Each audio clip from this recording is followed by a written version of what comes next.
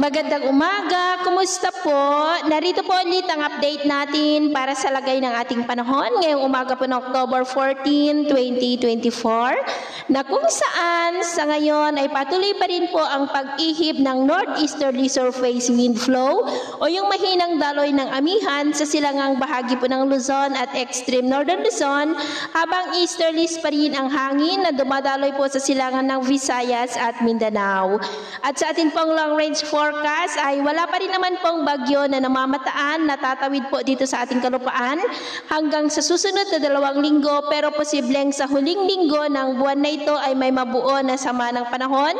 sa silangan ng ating bansa at ang development niya ng ating babantayan at ang susunod na bagyo dito sa loob ng ating area of responsibility ay papangalanan po sa local name na Bagyong Christine. At sa lagay ng ating panahon,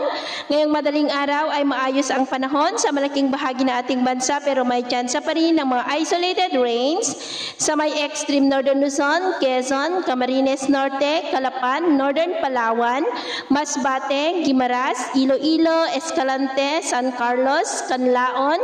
Gihulangan, Dumaguete, Cebu, Jagna, Maasin, Camarines Sur, Surigao del Sur,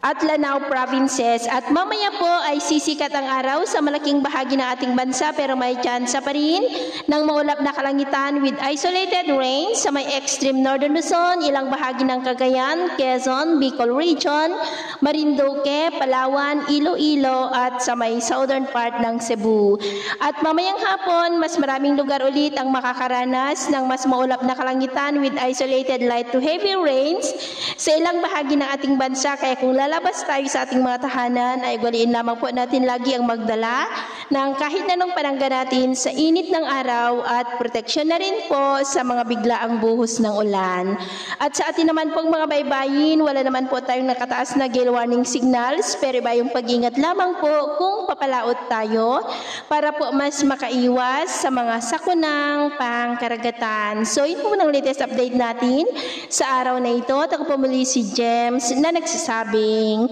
sa kahit anong pagsubok po na darating sa ating buhay, huwag po tayong mawawalan ng pag-asa. Thank you and God bless.